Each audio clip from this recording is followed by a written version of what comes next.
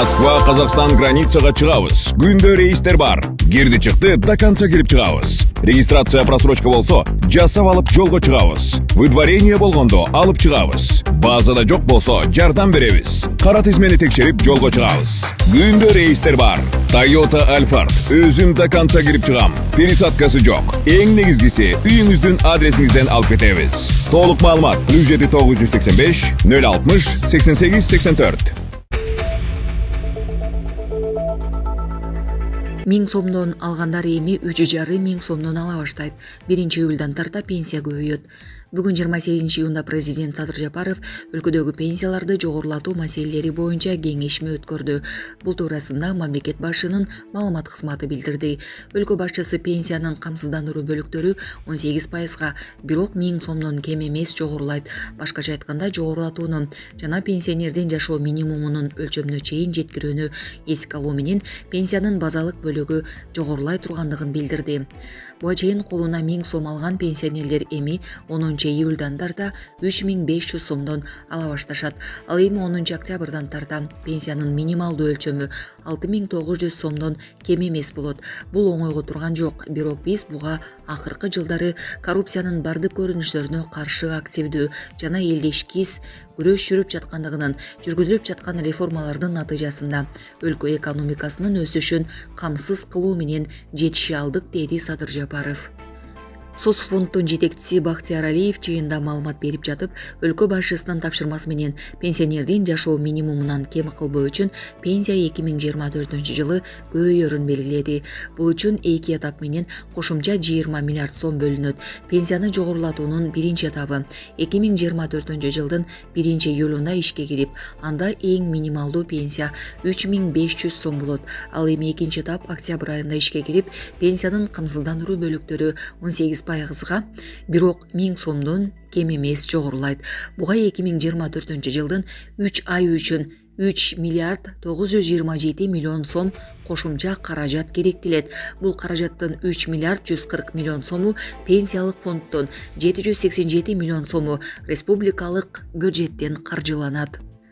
Жыйынтыгында 2024-жылдын Урматтуу Москва шаарындагы мекендештер, эгерде сизди тиш оорусу тынчсыздандырып жатса, анда сизге Умбем клиникасын сунуштайбыз. Стоматология заманбап техникалык каражаттар жана материалдар менен камсыздалган. Жогорку даражадагы адистер өз ишинин сапатына кепилдик беришет. Хирургиялык стоматология, тиштерди кооздоп калыбына келтирүү, кандай гана оор абалдагы тиш болбосун, оорутпай алып салабыз, жулабыз. Тиштерди кесипкөй чеберчиликте, гигиеналык тазалоодон өткөрөбүз. Брекет системабыз да бар. Имплантация жасайбыз. Протездөө, металлокерамика, цирконий жана башка түрлөрдү колдонуу менен сиз каалаган сапатта тиштериңиздерди оңдоп түзөп, салып жана тазалап беребиз. Биздин дарек Москва шаары, Нахимовский проспект метросу, Сивашская көчөсү 7 корпус 2. Байланыш номеру +7 925 103 22 77. Октябрь айынан тарта өлкөдө эң минималдуу пенсия 6900 сомду түзүп, жалпысынан 3 жыл аралыгында пенсияны жогорулатууга кошумча 60 миллиард сом сарпталды. Ошондой эле анын айтымында 2021-жылга чейин пенсионердин жашоо минимумунан төмөн пенсия алган пенсионерлердин саны 349 миң адамды, же өлкөдөгү жалпы пенсионерлердин 49%-ын түзсө, 2023-жылга карата бул көрсөткүч 306 миң адамга азайып, 40%-га чейин кыскарган. 2024-жылдын октябрь айынан тартып бул көрсөткүч толугу менен жокко чыгарылат деп билдирген ал.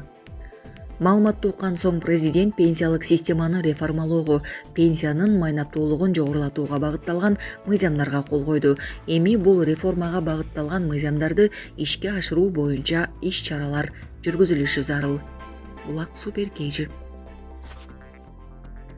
Чакалап суу чачып, Ошто милиция кызматкерлери өрттү өчүрүп калышты. Бүгүн 28-июнь күнү Ош облусунда милиция кызматкерлери өрт учкунун токтотуп калышты. Бул тууралуу Ички иштер министрлигинен билдирди.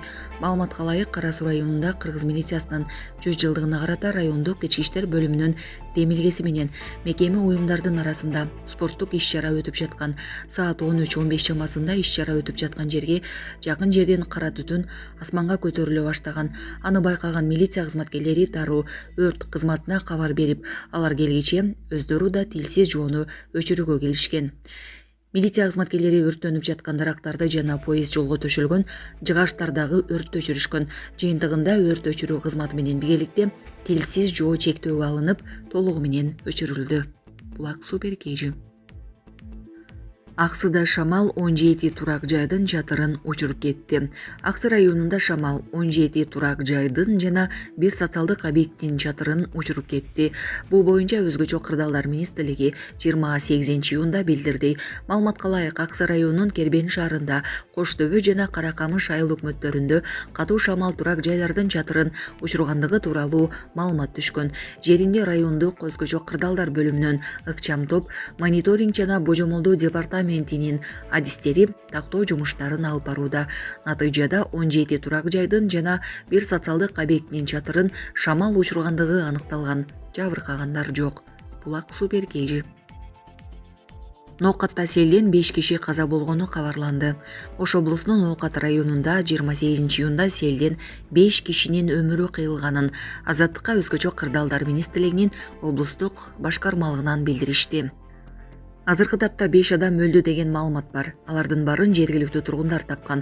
Ким экенин аныктоо үчүн ички иштер кызматкерлери жеринде иш алып барууда. Биринчи аккан кыз 8 жашта деп жатышат деп билдирди атын атагысы келбеген кызматкер. Бул боюнча расмий маалымат азырынча жарыялана элек. Азыркы тапта кырсык болгон жерге Араван, Кара Суу райондорунан да куткаруучулар тартылып, издөө иштерин жүргүзүп жатканы кабарланды. 28-июнда болжол менен саат 16 чамасында Ноокат районундагы Апшырата айылында нөшөрлөп жааган жамгырдын кесепетинен Шарансай сайына сел түшкөн. Өзгөчө кырдаалдар министрлиги сел 7-8 жаштагы кызды агызып кетип, Сөөгү Апшырата айылынын 3 терек бөлүгүнүн Апшырата сел сайынын жээгинен табылганын маалымдаган. Мындан тышкары ошол эле жерде 13 жана 15 жаштагы 2 бала агып кеткени жергиликтүү тургундар көргөн. Апшырата айылында сел 2 көпүрөнү, 10 үйдүн короо сарайын каптап, зым карагайларды алып кеткен. Аталган аймакта жол жабылган. Селдин кесепеттерин жоюуга өзгөчө кырдаалдар министрлигинин Ноокат райондук бөлүмүнөн 12 куткаруучу, Кулатов айыл аймагынан 8 кызматкер жана 2 техника тартылган. 28-июнда Ноокат районунда сел жүргөнү, катуу сел Ош Ноокат жолундагы көпүрөлөрдүн бирин алып кеткени тууралуу маалымат, видеолор соц түйүндөргө жарыяланууда. 24-июнда Баткен облусундагы Кадамжай районунун Жеңиш айылында 5 жашар бала селге агып каза тапкан. Өткөн аптада Жалал Абад облусунун Ноген районунда 10 жаштагы өспүрүм селге агып көз жумган. Булак Азаттык. Москвадагы Сахарова борборунда Кыргызстандын 124 жараны кармалып турат. 21-июндан 24-июнга чейин Москвадагы Сахарова миграциялык борборунда кармалып турган Кыргызстандын 84 жараны өлкөгө жөнөтүлдү. 24-июндагы маалымат боюнча сөз болуп жаткан борбордо дагы 124 кыргыз жараны бар. Бул тууралуу Кыргызстандын Тышкы иштер министрлиги Сахарова борборунда мигранттар кордук көрүп, укугу бузулуп жатканын айтып чыккан Бактыгүл Молдобаеванын окуясы тууралуу берген комментарийинде билдирди. Мекеме 20-июнда Кыргызстандын эмгек, социалдык камсыздоо жана миграция министрлигинин Орусиядагы өкүлчүлүгүнүн кызматкерлери Сахарова борборунда кармалган мекендештерге барышканын кабарлады. Борбордун жетекчилиги менен Кыргызстандын жарандарын кармоо шарттары, анын ичинде жалпыга маалымдоо каражаттарына чыккан маалыматтар талкууланган.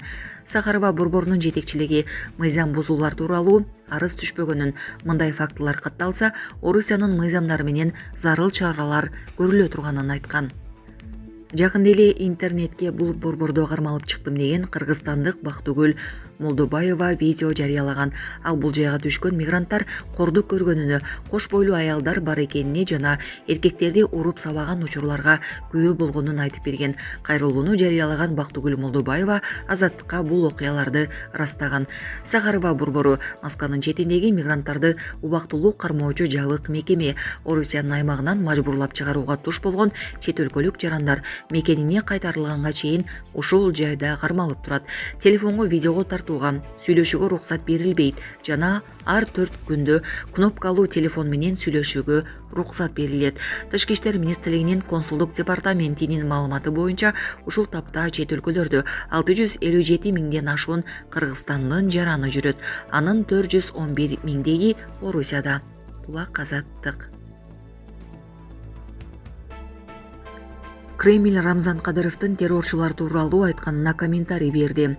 Орусия президентинин басма сөз катчысы Дмитрий Песков Чеченстандын башчысы Рамзан Кадыровдун террорчуларды мүмкүн болушунча катаал куугунтуктоо керек деген пикирине кошулду. Бул тууралуу ТАСС агенттиги жазды. Ал жерде жашыруун террористтик ишмердүүлүккө катышкандар тууралуу сөз болду. Террорчуларга каршы күрөш элде ишкиз жана мүмкүн болушунча катаал болушу керек экендигинен эч ким күмөн санабайт деген Песков. 25-июнда Кадыров күч түзүмдөрүнүн жетекчилиги менен жолугушууда. Террорчулардын үй бүлөлөрүн жазалайбыз деп коркуткан.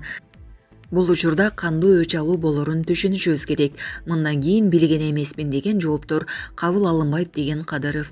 Кадыровдун айтымында жазадан кутулуунун жалгыз шарты террорчуну тарбиялоого катышпаган жагдайлар болушу мүмкүн. Бирок бул тууралуу бийлик билиши керек. Булак Суперкежи.